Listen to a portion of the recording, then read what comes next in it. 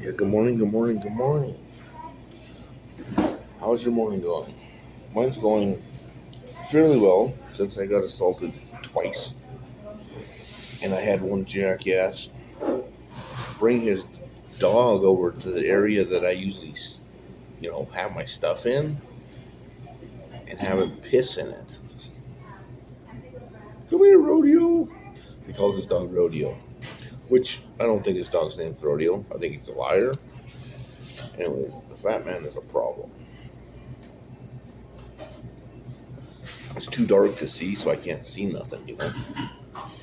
Anyways, I was there first because the grass was tall and he didn't walk there, you know. But doing it right in the middle of my area, it's not good. Oh, excuse me. One more thing. Really. One more thing. I walked out and the bus, of course, was 20 seconds early. Or I was what? Or maybe he was right on time. Whether or not. You gotta pick the people going to the bus station because if you don't pick me up, you know. So I had to catch the next bus, which is 20 minutes late, which was, no, which is 20 minutes later, which was 9 minutes late because he has to pick everybody up that, the other guy misses. So two of us hit the bus. And the bus is already packed because it's 20 minutes late and it's coming from a different town. Long story. Anyways, buses are a big deal. Standing at the bus station for 30 minutes, I got hit. Somebody parked right behind me. Obviously, what he's saying, it's all like sticky. My hands are like, yeah, like shiny, you know, and it tingles. So it's a problem. Now, I know that this is difficult um, for you people to understand, but that's an assault. Now, it's very small, but I get driven by 100 cars after whatever hit me in the leg is what it is. Then there was a pickup parked right down in the parking lot, and then there's two pickups. Somebody actually three assaults, but the guy didn't assault me. I was parked in the parking lot. He just was suspicious. But what do you say? Top of the line fingerprint.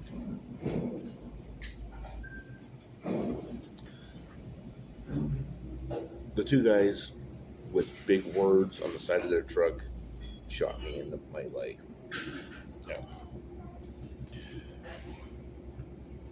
it's really small when it hits. The dispatch, who works for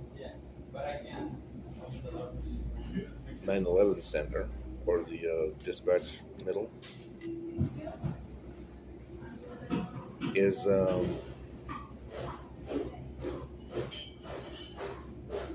trying to tell me she's going to send me an ambulance. I said, no, you are not sending me an ambulance. I don't need an ambulance. I'm getting assaulted. She must get money if she sends me an ambulance. What do you think? $100? Mm. You know what an ambulance costs? 7,500. That bitch, the bitch ran me over. I was riding a bike. She smashed me, broke my bike, busted my bike all up, threw me on the ground. Did not run me over, but it was close.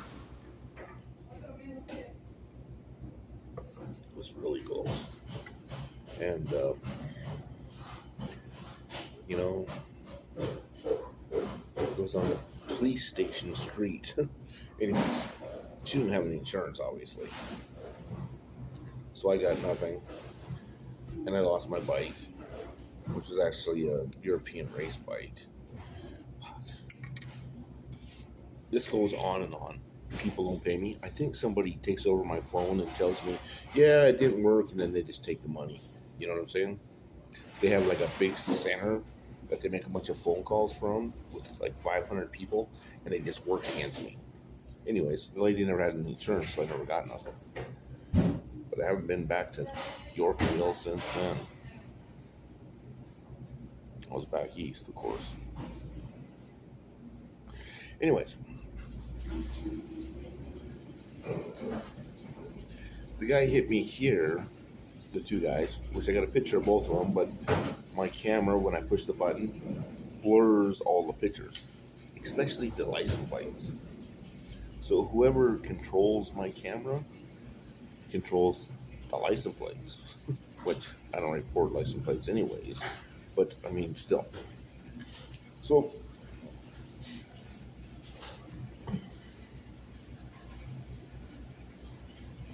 what do you do about that? And it kind of hurts. Then, of course, in the back of this leg, I have multiple wounds, and I did speak to some police officers, and I spoke to some police officers. Said, "Go to the doctor." And it's harder to go to the doctor than you think, because first of all, my doctor's not in this state, and when I go into somewhere, I have to go to the emergency room. It's cost me $1,500 every time I walk into the emergency room. It's $1,500, and I walk.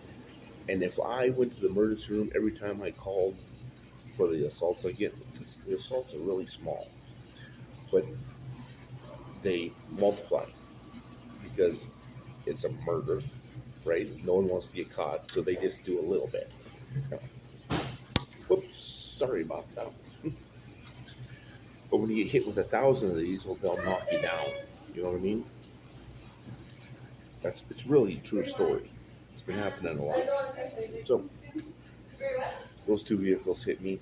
Now they have big labels on their doors, but why they are following me, I don't know. Besides, I am not HomeAdvisor.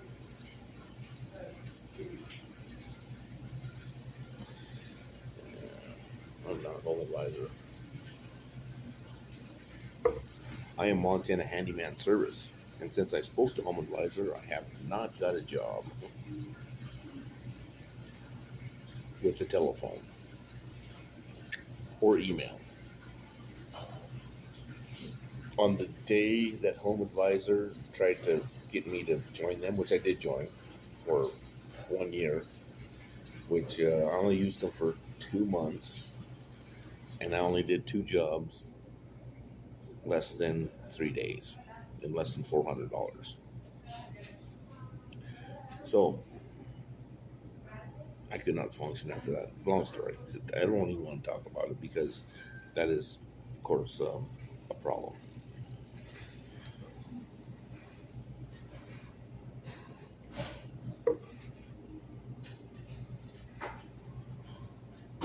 Anyways, HomeAdvisor was a totally different deal. So I got out of that deal. No, they kicked me out of that deal because I didn't pay the bill. Because this is how. Let me get into this story. So I join it, and the lady says, "Well, let me set you up." I said, "Sure." I said, "All I want." I paid the $450. I don't have any work right now, so I can't pay anymore because that's all the money I got. And the lady said, "Okay." So I had to buy some contractor things. I've been a contractor for a long time before they called me, a long time before HomeAdvisor. I used to survey and build houses when I was in high school. So, anyways, I surveyed a lot. Anyways, so going backwards, uh, HomeAdvisor said, "Yeah, you give us the $450, you can be part of our team." I said, "I understand all that." So I did all the contracting thing, and then I did the $450, all the registration things, and all the paperwork. I said that's important to me because I follow the law, insurance, stuff like that. So I had to do 1,500 on insurance. So as soon as I got a job, I'm insured.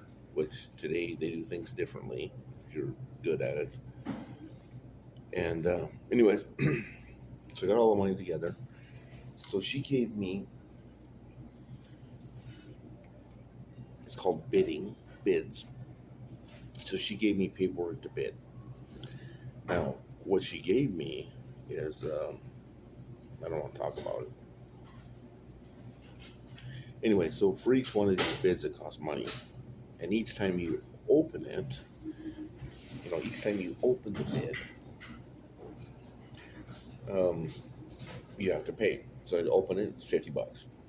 So she sets you up with so many emails, so you get 50 emails a month.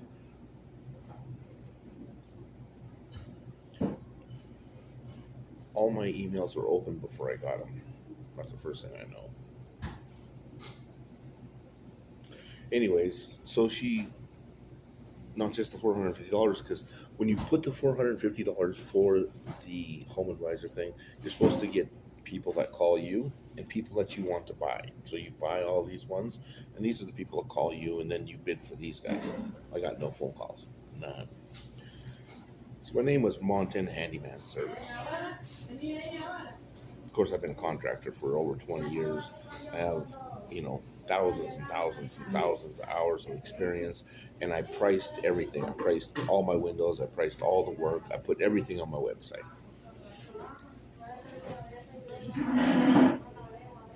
My website, they must have looked at my website, liked it, and tried to call me. Could not call me, so they took somebody else, which they then sold to me for $50. That makes sense. Anyway, so she gave me a $1,600 bill. Well, as soon as I didn't pay the bill, she cut me off, so I couldn't do anything else. That was funny.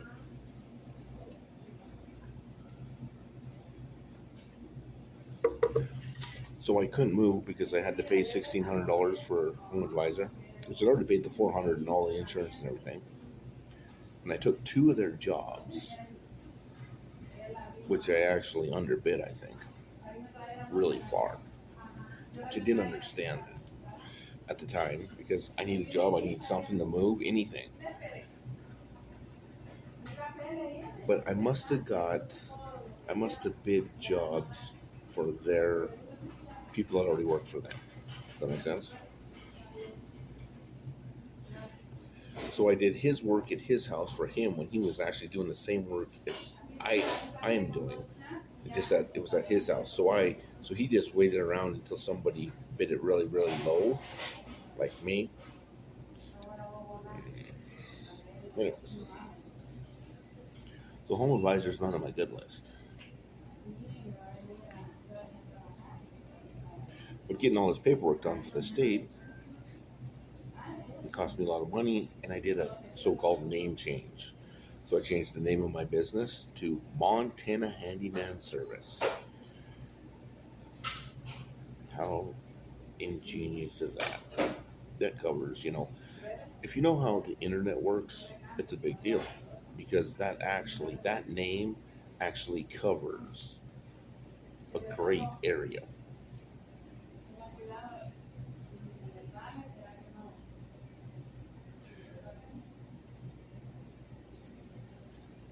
Almost have died that year. God damn, there was some kind of gas in here. Do you hear my voice?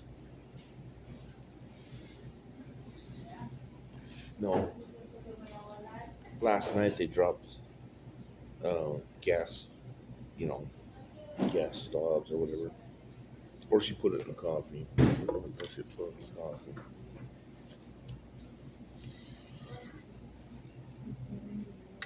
So, anyways, so the boss of Home Advisor, right, calls the state girl and makes everything so it's, everything's square,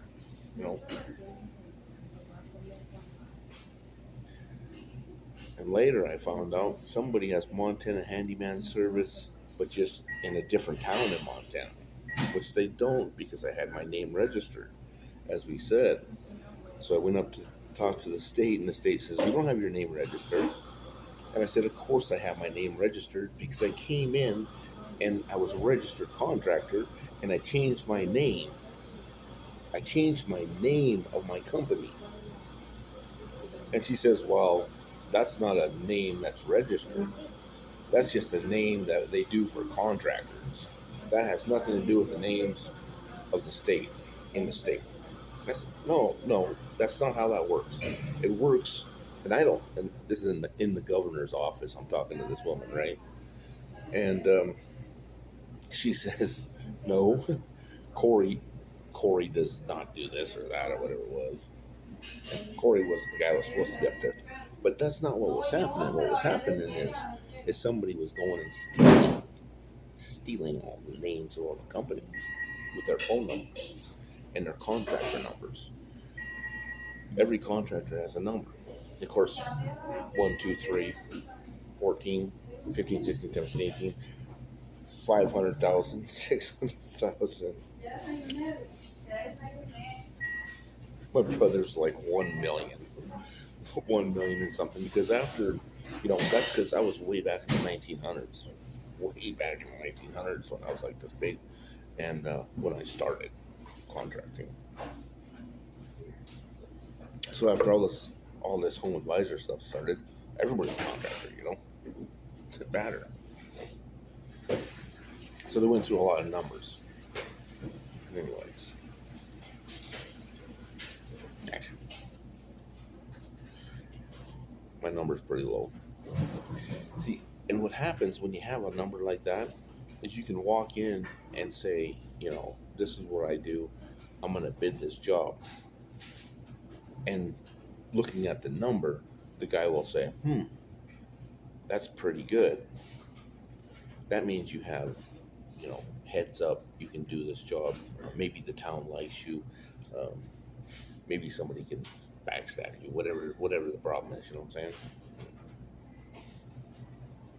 So somebody tried to kill me for the Montana Handyman Service name with contractor number. Now, the state works with the state. And I mean that because there was everybody and their jackdog had a business. Okay, so here's what I'm saying. My number is probably on Home Advisor's hate list. That's the real thing.